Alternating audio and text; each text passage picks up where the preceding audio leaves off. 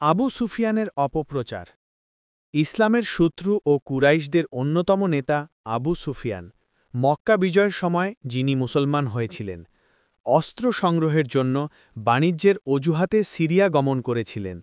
ফেরার পথে মক্কায় কাফেলা নিরাপদে পৌঁছানোর জন্য আবু সুফিয়ান প্রচার করেন যে মুসলমান ছেলেরা তার কাফেলা আক্রমণ করেছে। এই গুজবের সত্যতা যাচাই না করেই কুরাইশরা মদিনা আক্রমণের জন্য আবু জাহেলের নেতৃত্বে ১,০০০ সৈনিকের একটি বাহিনী পাঠিয়েছিলেন। আল্লাহর প্রত্যাদেশ কুরাইশদের যোদ্ধাভিযানের খবরে হজরত মোহাম্মদ সাল্লাল্লাহু আলাইহি ওয়াসাল্লাম বিচলিত হন।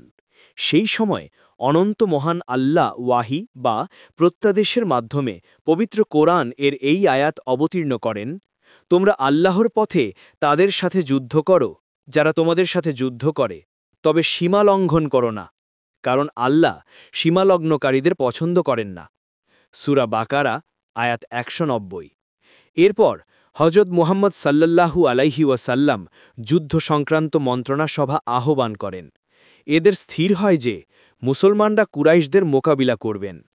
বদর যুদ্ধের ঘটনা ৬২৪ খ্রিস্টাব্দের ১৩ই মার্চ ১৭ রমজান দ্বিতীয় হিজরি তারিখে হজরত মোহাম্মদ সাল্লাল্লাহু আলাইহি ওয়াসাল্লাম ৩১৩ জনের ক্ষুদ্র মুজাহিদ বাহিনীর সেনানায়কের দায়িত্ব নিয়ে মদিনার প্রায় ৮০ মাইল দক্ষিণ পশ্চিমে বদর উপত্যকায় কুরাইশ দলপতি আবু জাহেলের ১,০০০ সৈন্যের সম্মুখীন হন। আবু জাহেলের বাহিনীতে ছিল ৭০০ উষ্ট্রারোহী, ১০০ অশ্বারোহী এবং বাকি ২০০ পদাতিক সৈন্য। এ যুদ্ধে কুরাইশ বাহিনী প্রথমে আক্রমণ চালায়। মুসলমানরা অসামান্য রণনিপুণতা ও অপরিসীম নিয়মানুবর্তিতা প্রদর্শনের মাধ্যমে কুরাইশদের শোচনীয়ভাবে পরাজিত করেন। এই যুদ্ধে কুরাইশদের দলপতি আবু জাহেল সহ ৭০ জন কুরাইশ মুসলমানদের হাতে নিহত ও ৭০ জন বন্দী হয়। মুসলমানদের মধ্যে শহীদ হন মাত্র ১৪ জন। বন্দীদের প্রতি উদার ব্যবহার। হজরত মোহাম্মদ সাল্লাল্লাহু আলাইহি ওয়াসাল্লাম যুদ্ধ বন্দীদের সাথে উদাহরণ মথুর ব্যবহার করার জন্য মুসলমানদের নির্দেশ দান করেন।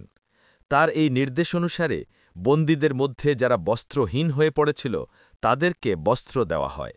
মুসলিমদের সাথে একত্রে সমান খাদ্য খেতে দেওয়া হয়। শুধু তাই নয়, অনেক মুসলিম নিজেরা সামান্য খোরমা খেয়ে নিজেদের অংশের রুটি বদর যুদ্ধের বন্দীদের খেতে দেন। এরপর হজরত মোহাম্মদ সাল্লাল্লাহু আলাইহি ওয়াসাল্লাম যুদ্ধ বন্দীদের ছেড়ে দেবার এবং সচ্ছল বন্দীদের থেকে মুক্তিপণ্য নেবার সিদ্ধান্ত গ্রহণ করেন।